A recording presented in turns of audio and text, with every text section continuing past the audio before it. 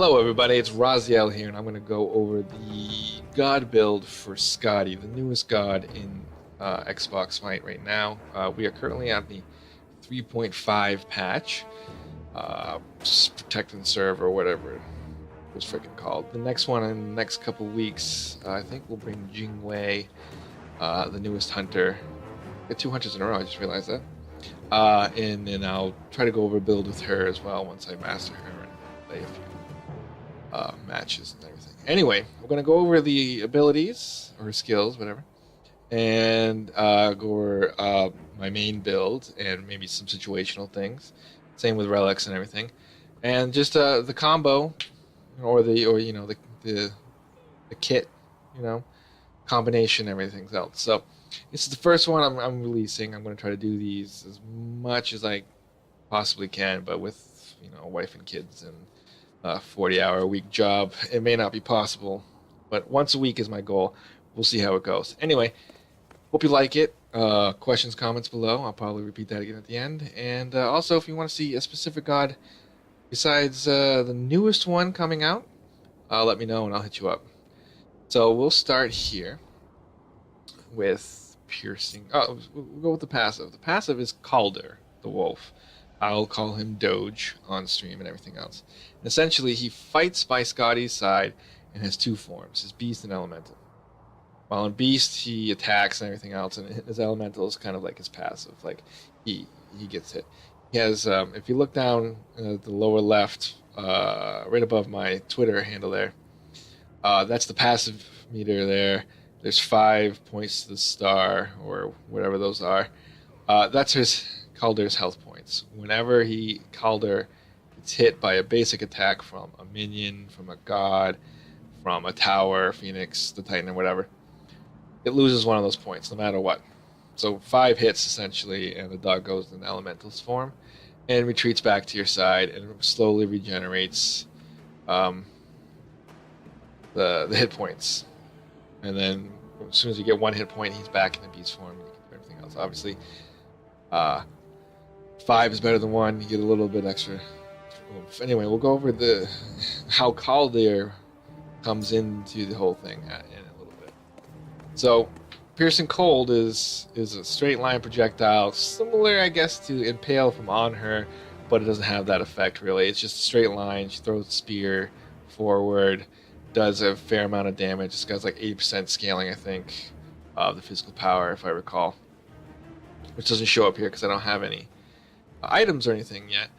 But if you look in the God page, that's what it says, I believe. This is good for wave clear. This is essentially the wave clear and the burst. She is primarily an ability-based God, at least early to mid-game. Towards the late game, depending on what you get for gear and items and everything, whatever, she becomes more of standard carry hunter role. My build, ability-based in the beginning, after Transcendence is all fully stacked and everything else, I'm just throwing shit, and I do bursts now and then. So that's that. All right, second one here is Rune of the Hunt. Now this is you commanding Calder pretty much. You have this at level 0 or level 1, essentially. So right away you're in the fountain of conquest. You have 1 point. You can put it into piercing the 1. And Piercing Cold or whatever the hell it's called, and then you still have the ability to send Calder out and attack by your side. So that's a good thing. Now, just a side note, when I say 1, 2, or 3, it's based upon the left to right of the abilities. I'm using the Savage button layout. If you're using a default, you can have different button configuration. Additionally, if you're watching on the PS4, this is also going to be different. You're going to have triangle and X and everything else. So 1 is the left trigger, in my case. 2 is the left bumper. 3 is the right bumper, and the ultimate is Y. So that's 1, 2, 3, 4, left to right. So anyway, you're going to have your 2 right off the bat. So you don't need to put a point in there. So you can go Piercing Cold and have Calder. And then eventually put Calder in there because I think he has a dash at rank 1, and that's pretty good right there. and then you can kind of leave him for a little bit. So you send him out, he attacks whatever. It could be a minion, it could be a god, it could be a buff camp, it could be a tower, phoenix, or even the titan. He'll attack anything, you send him out. Obviously, allies he won't attack. Alright, so we're going to go to the next one here, which is the 3, which is permafrost. If you've gone against the Caldea before, you've seen this. This is when she throws down pretty much an ice patch, a little skating rink. And it will, damage initially to anyone in that radius, starting at 70 plus a certain amount of scaling. I forget what it is. I should probably write these down for future reference. And I think the radius gets bigger per level or per rank. But if it's a god located within an enemy god, they slide depending on the direction they're facing. So if they're facing you, they're going to slide towards you. Facing away from you, they're going to slide towards them. And I think also directionality might come. So if they're backpedaling, they might go backwards and stuff. So you can essentially, also if they're next to a wall, you can make them slide and bounce and everything. They lose control. They can still auto attack. They can still maybe jump out and everything. But they're not be able to do anything. They're not able to run away essentially. And this is, when I get into it a little bit later, this is where the burst is initiated, when I play at least. And then her ultimate is Winter's Grasp. English. This is puts a snowstorm around her and Caldea. And if Caldea runs up to the god, they become rooted for half a second, I think. Lasts 4 seconds. It's pretty good. It's kind of OP because Caldea's essentially immortal during the 4 seconds. So you can send him out. He goes into beast form, or is about to go into beast form. I think if he goes into beast form, he's running away, and it's not as good to pop it because he's running back to you, so he won't go after that god. So if he's about to get 1 hit point left, pop this. He's immortal. He roots him. And you burst them down, or your teammates burst them down. So her kit, awfully blue, awfully ice oriented. She's an ice god, Norse mythology and all that stuff. So her kit's pretty good. We're gonna go into my build, and I want to preface this with hunters are essentially kind of close. At least my first 4 items are essentially the same, unless you're doing pretty much an auto attack god like Apollo, Artemis. Might have a different one because of her crit. Even Rom, maybe, I don't know. But for the most part, majority of the hunters are going to go with my at least standard 4 to start out with. So. And again, it's also situational because if you are getting straight up pooped on early game, you might want to put a breastplate of valor in there, or bulwark, or height of the urchin or something. And depending on the game mode, you might want to change something out. Assault, usually I just throw my build out the window, and depending on the enemy team comp, I will start out with defense of some sort, height of the urchin, or if they're heavy. Physical, I go breastplate of valor to get that extra mana and cooldown and everything. But again, it's situational. It's always going to be situational. I can't stress that enough. Situations are each game's going to be different. So it's going to be up to you to decide if you continue with the build, or you branch off, get something else. Maybe come back once things level out. Try to get your build back online. That being said, here we go. I would start her off. That's the wrong button. Her relic. Again, depending on the game mode, you could go anything really. Usually the ones I start out with, Conquest or something else, Sprint, Purification if you're going against like a Hades or something, Sanctuary. Maybe Awakening Curse, but usually hunters aren't that close, really. And even a med, depending on what they've got for team comp. And, she's going to be ability-based, so she's going to be kind of... That's what I'm looking for. Mana intensive to start out with until you get Transcendence stacked up.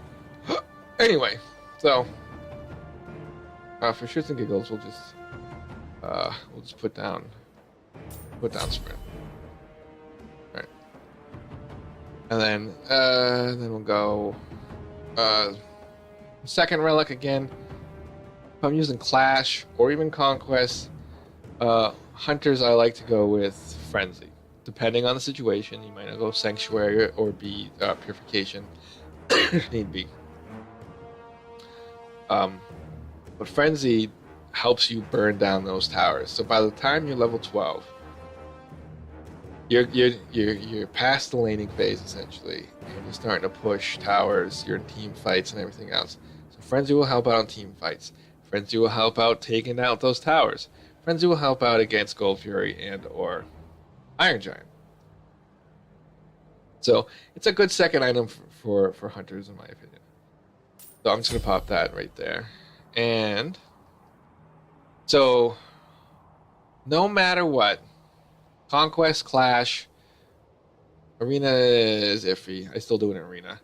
Arena's kind of hard to... There's only one lane, essentially, so it's kind of hard to stack sometimes. And not so much an Assault. Like I said, usually I go defensive off the bat, trying to get some MP5 and everything else. So, and I'm going to say this now too. I'll probably say it in the future. Whenever you do Assault, your first relic should always be Meditation, because it helps you and your team out drastically. So, Transcendence is the first item you would usually build. Gives you the physical power, gives you the mana. I mean, you'll make it to, I think, you'll make it to charge Morningstar and then buy pots, any kind of pots you want. Health, mana, multi, for the remainder of money you have. And then you'll have like 1,400 more gold to go, which will get you to, if you're lucky, maybe 4 minutes, depending on how well you guys are doing, if you get any kills or you're just straight up laning. So you finish out Transcendence, because it gives you 15 mana per stack, so that's 15 times 50.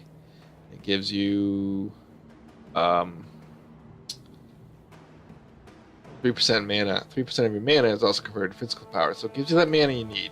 It gives you extra physical power, which is then carried into your abilities, your kit.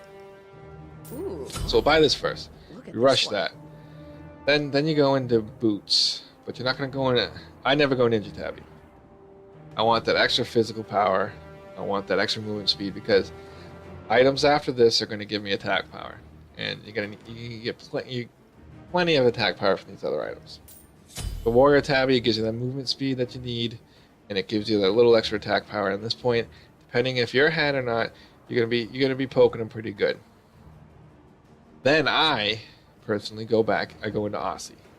Gives you physical lifesteal, which helps you sustain. It gives you attack speed. 20% attack speed is not too bad. And it also gives you some physical penetration. And if you get below 35%, you get additional 25% lifesteal. So that's essentially, if you're getting pooped on, you're boxing one-on-one, Guardians of Lefts and Conquests, they're rotating, whatever. You're boxing one-on-one against the other carry. He gets you below 35%. You go up to 40% lifesteal. So 40%, if I'm right, of the damage you're dealing is also coming back to you in health. So that'll keep you a little bit sustained. It'll keep you alive a little bit longer, and maybe give you the opportunity to retreat or get that kill. So I usually go this. That way, I don't have to worry about health pots, essentially. And at this point, Transcendence is either fully stacked or pretty close to it. You don't have to worry about mana pots either. And if you haven't needed to, start picking up your wards right now. Your Guardian, your support might be starting to rotate to mid. Try to help out there.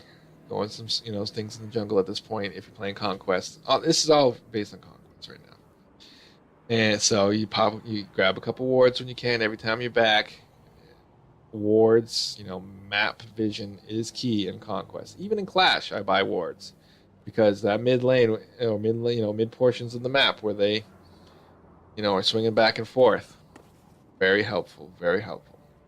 So after Aussie, I go straight into kin size. Battle ready. Okay, we get another 15% attack speed, so that's up to 35 attack speed now, and another 40 physical power. And what? How much was this physical power? No physical power on the Aussie, but it gives you a penetration. So at this point, we're at what? Physical power. We got 152 physical power based on these 4 items. We've got some life steal penetration. We've got some life steal. So we're doing not too bad. And mana's pretty good now. I don't have any stacks on it, so shit. So once I get stacks on, that could be essentially, I do believe it is. You have more mana than you do health once you have 50 stacks of Transcendence. So that'll keep you pretty good for 1 or 2, maybe even 3 team fights, depending on how crazy it gets. So these are my core 4 items. After this, you guys can mix it up a lot, pretty good. My next item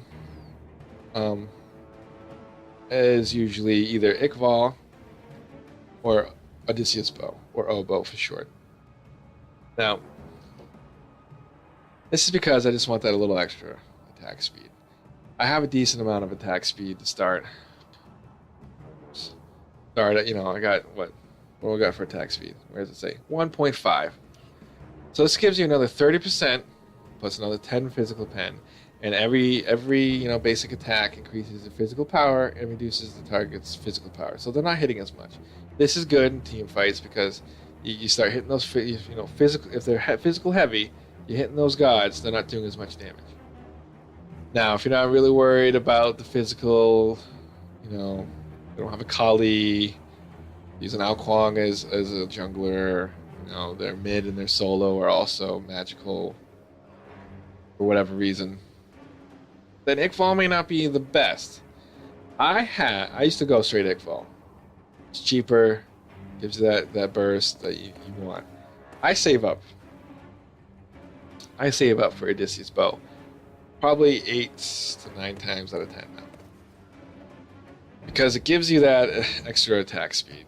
That extra 10 attack speed. Plus it gives you the lightning that branches off up to 4 enemies for 50% of the total physical power. So at this point, we've got a decent amount of physical power, and mine not focused now. There we go. And everything else. I want this extra 10% attack speed for my kin size. My kin size alone. So I'm going to buy this. I'm going to go back over to kin size because I forgot to say passive on kin size. Every basic attack hit you deal to gods, an additional 4% of their maximum health is done. Extra damage. So you've got your base damage and an additional 4% damage. So say you hit them 10 times. That's 40% of their damage from the passive. 40% of their health from the passive alone. Not including your base damage. So you get 10 hits on them, and they're burnt down 60%, 75%. At this point, they're like, what is hitting me so damn hard? And that's, it's... And this is not even using abilities and stuff. This is just basic attacks. That's pretty good, in my opinion. That's why I want that extra 10%. Plus, you're also hitting people with your with the chain lightning, whatever. Not really chain lightning, but it's like the chain lightning effect. So I've been liking this build a lot. The oboe over Iqval, just because of that extra damage and getting that Skadi. Not the Skadi. The kin size, that little bit extra opportunities to do the damage. Now, if you're not really good with the auto attacks, then maybe this item is not for you. Maybe you want something like a Jotun's Wrath, which will give you more mana, cooldown reduction for the abilities. But at this point in the game, we're in team fights. I like to get that chain lightning on people grouping up. I like to be able to hit these gods more and do that extra 4% passive damage from the kin size. And the last item, I used to go Titan's Bane for that extra penetration. But I have changed that up recently, and I'm going Deathbringer for the extra 50% physical power, plus the 20% crit, plus the extra 40% crit from the damn passive. So let's see, what's my crit now? Where is it now? Crit chance 0. It goes up to 20. Look at this one. And I guess it doesn't include that extra 40% passive. Maybe because that's on basic hits. Maybe not the abilities. I'm not 100% sure. That's, I'm sure someone out there has crunched the numbers and really theory crafted this item and everything else. But I found I was using Titan Bane for the extra pen and extra attack power. But I'm a viewer of mine on Twitch stated that he was using Deathbringer. And I'm like, crit kind of fell out between season 2 and season 3. I'm gonna try it out though. I use the Deathbringer over the Rage, just because I'm a pain in the ass. Rage might work just as well, but I like the Deathbringer more just for that extra physical power. Rage would give you less physical power, but potentially more critical strike chance. Potentially, it's all RNG and everything else. So this is my build. Now, like I said, this could be situational. You don't want to use Iqval or Oboe. You could come out with Jotun's Wrath. You get more penetration. You get cooldown reduction. You get some extra mana, etc. You want to get some healers. You want to pick up a Baller's Beats deck probably, and it might even be before in the middle of my core build. It might be right after Boots, depending on how bad the healers or how good the enemy healers are doing. Because Brawler's Beat Stick reduces their healing abilities. Oh, wait. If you hit someone with your ability, they have a reduced healing and regeneration for 8 seconds by 40%. Whatever, the tooltip right down there. Reading. So, or you want additional lifesteal, you could go Blood Forge, you could throw in a Devo Gauntlet, you could go Trans, Boots, Devo Gauntlet, and then maybe Aussie and Kin Size. It all depends on your playstyle. It also depends on the situational awareness, or not the situation, so the build of the enemy team. I don't know what the hell that last sentence was disregarding. So that's that. You can go into more crit and everything else. I'm going to leave that up to you. The core 4 right there, Trans, Boots, Warrior's Tabby, Aussie, Kins, and then I go with Oboe and Deathbringer. I do a lot of damage, especially with Skadi, and even on my other hunter builds. With my X-Ball, Huyi, Neath, I haven't tried it out on Apollo. His build's a little different. I gotta tweak that and stuff, but especially with the changes they did to throwing dagger early game, that could be used instead of Transcendence and everything. But we're gonna go now into her attack. How are you gonna approach an enemy? So wow, see, so that crit right there, and as you see, my attack speed's pretty fast. So I'm getting some decent crits. Again, can't really see the 4%, but things are happening right there. Those little yellow numbers, I think, were from the Oboe. So she's hitting pretty hard. That's a 661. I mean, granted, that's level 1 or whatever. But I've gotten, some decent crits using this build. Depending on how ahead I am, I can get 6 to a K crit. So you've got an enemy god. He's moving around. All this one's not moving around. You could send Calder, throw down Permafrost, do that, actually hit them, and then get your ult going, and that will do a decent amount of damage. That would burn him down pretty good. Now Calder's still going. Calder will keep attacking until the god is dead, and then you push it again. You push the 2 again, and he comes back. So I want him to go. He's fighting. I want him back. So that's it. I'll do it again. So, this god's not paying attention, or he's coming at me, or he's coming at my support or something. Send Calder, he's distracted. I send down that. That's a huge radius because that's all the way ranked. And oh, okay, I'm gonna do my ult, but my ult's gonna be done, so that didn't happen. All the while, he can't move. You know, he can't do much. He can attack, but usually you're skating around. You're like having an oh shit moment. You don't know what to do. And you know, that's the burst. You do, 2, 3, 1, boom, 4, alt, auto attacks, kin size. You can take them down from 100 to 0 pretty quickly.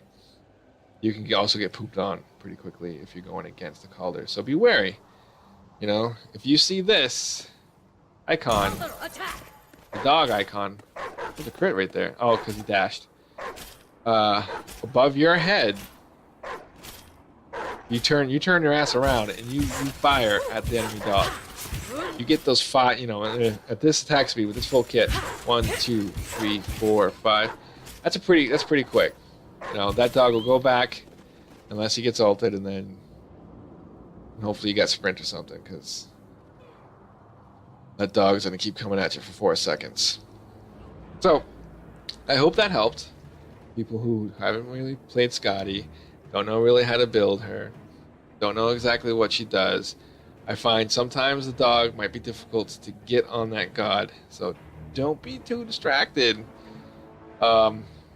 by trying to get to, because I've died, several times, not in the same match, but several matches. I was focusing on trying to get that dog out to get my damn combo, and they turned on me and they burst me down. So it happens. It's unfortunate, but it is what it is. She's a decent god. I've had fun with her. I found people see me using her and they turn on me and they focus on me like in an arena or a clash or something. It's frustrating sometimes, but she's a strong god right now. Getting the dog mechanics down will greatly increase your ability to get the kills. Additionally, you send that dog in while you're going after a tower. Pop frenzy, you can get a tower down pretty quick, especially mid to late game. Hope this helped. Catch me live on Twitch if this helped. Hit a thumbs up below. Additionally, and subscribe to the channel. I will try to get another one out. Maybe we'll go X-Ball, maybe we'll go Oelix. I've been doing a lot of games with her. Got my pentakill with her.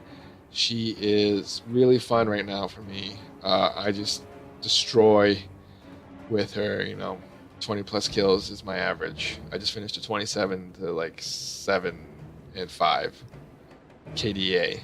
So anyway, sorry for me just rambling on. I hope you enjoyed it. If you want a different god, leave a comment below and I'll try to get that out in a reasonable format.